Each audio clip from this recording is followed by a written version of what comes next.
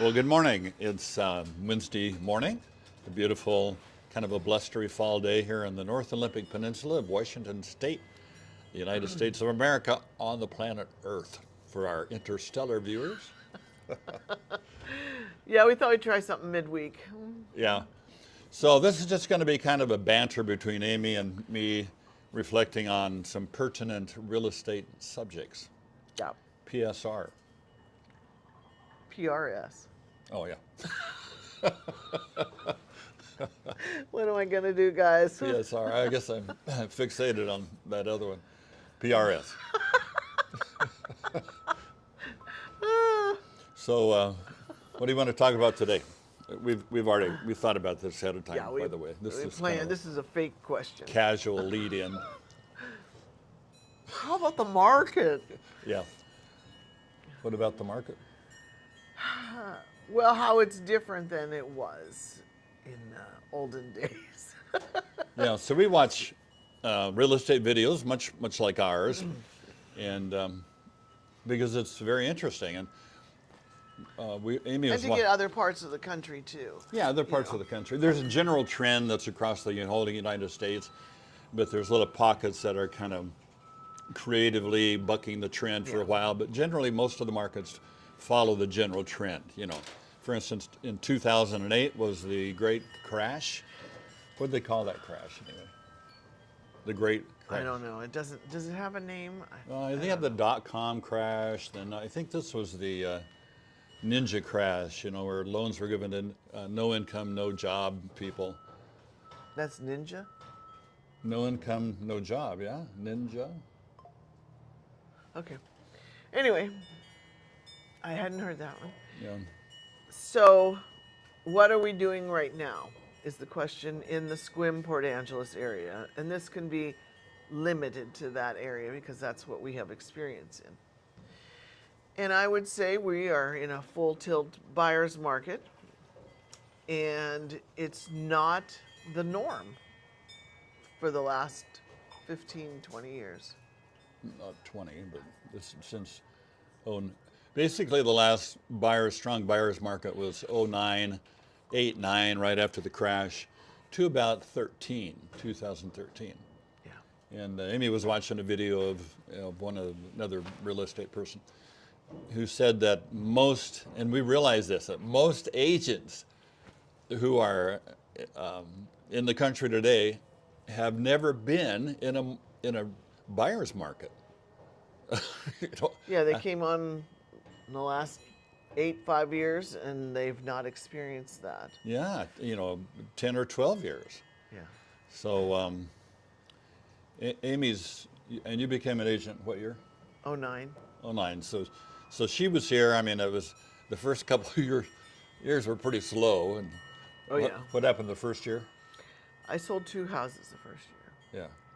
Second year, I sold 1 to us. This house, yeah. She sold it. But I was cleaning teeth, so it doesn't. Yeah, we were We're bivocational. okay. And I was still working in a dental office too.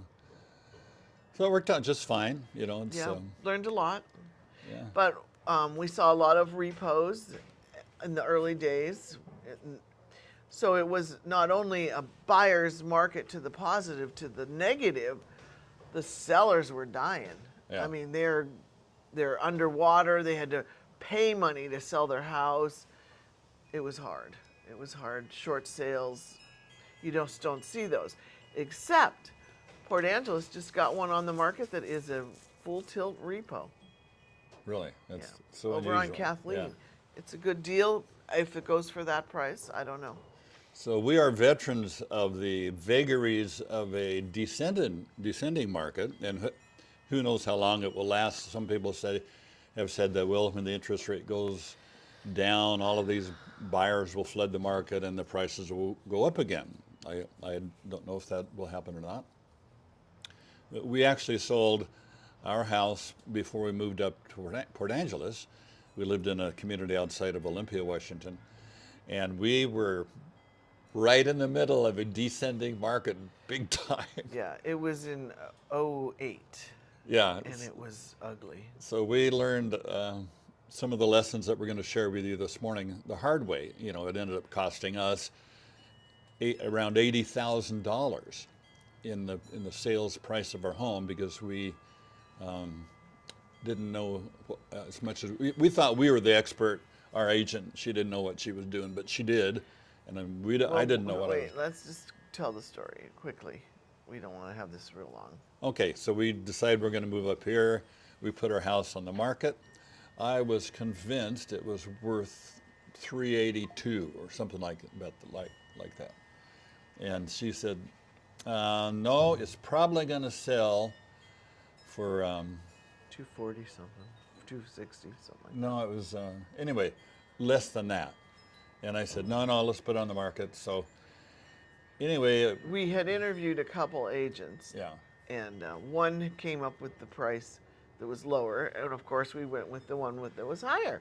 No. She came up with 280, and I wanted 342. So she was 60,000 below what I was requesting. So we put on the market for 340, roughly, and nothing happened. Crickets, month after month after month. And so we lowered the price. Did we get a second agent in there sometime? Yeah. I think, yeah, of course, that's the Well, we agent. took it off the market. That's when you got the job up here, and then we. Yeah, went the back. agent was a problem, of course. You know, we got a new agent. But anyway, by the time it finally sold, it was $80,000 below where she said it would sell about a year previously. Had we listened to her, Yeah, we because would the have sold. market just kept going down. Yeah, so we're chasing this descending market because I was an idiot, and I still exhibit that quality on occasions, but I'm trying to shake the habit. But yeah, it was a hard lesson to learn, and now we're back there. I don't know if the price is descending quite as powerfully, but it is dropping, especially in our area. So with that, the sellers can't understand, and if you're a seller, you know what I mean. You want the most for your house. You've put a lot of money into it, a lot of love, and by golly, you're gonna get that. But that's not how the market works. It's you have you have to understand that the market is going to tell you what the house is worth, and you are not. So just now, I was looking up homes in the general Sequim area. There are 121 active site-built homes, and 18 homes have been on the market over 6 months. Wow. 18 of them. And 37 of them have been 4 months or more. And of those 37, 25 have lowered their price, which means 12 of them in 4 months have not lowered their price at all. That's stunning to me. That they see that they're not selling and they think they're going to wait for that one stupid person to come by and overpay for their price. Am I harsh? No. So buyers are generally way more educated than sellers. Sellers are fixated on their property, often giving emotional value to it. Oh, that's where we raised Jimmy, or if it's an estate, well, that's Ma and Pa's house, it's worth more.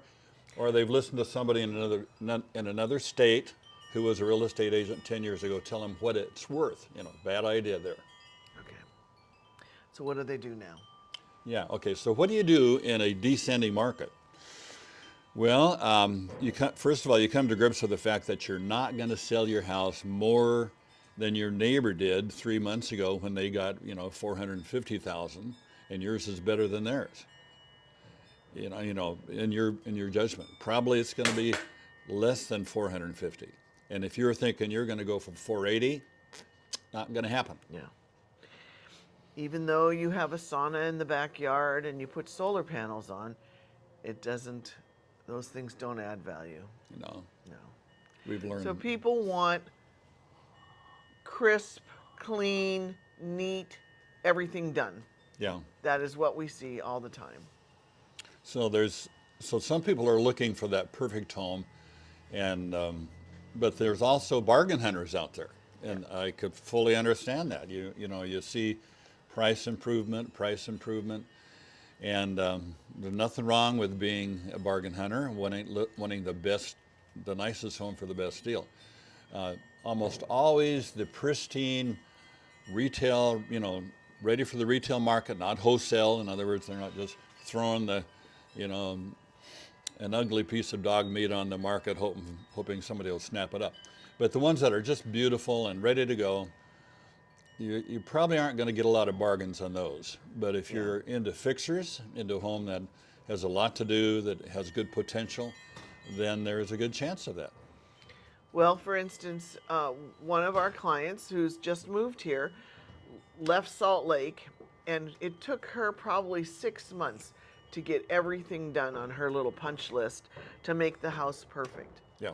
Went on the market, she got one offer for 20,000 over, one offer for 30,000 over. Dream come true.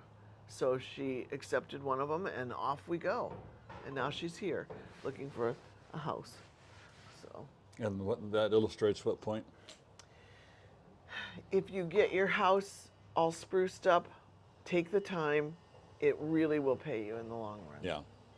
And then you have buyers who look at it, if it's priced appropriately, and they're going to say, wow, and we've sold homes recently in this category, this thing is just perfect, we couldn't ask for anything more. Yeah. Then they don't want somebody else to get it, and often they will come in a little bit over asking. Yeah. Just because they've been looking, they've been spending all this time and money making trips here, and that got our buyers the home. So sellers, listen to your real estate agent. If you can, and it's hard, find somebody like Amy who has been around a while and actually seen a buyer's market before. And most of the real estate agents have only been in the market for 2 or 3 years. Yeah. And in fact, in 2024, according to the National Association of Realtors, 73% of all realtors did not sell a single home. Scary. Yeah. Anyway. So I think we're going to wrap it up. It's taken too long already. Thanks for watching. We'll be back midweek next week on Wednesday. On a new subject. Plus our normal Saturday. Bye-bye.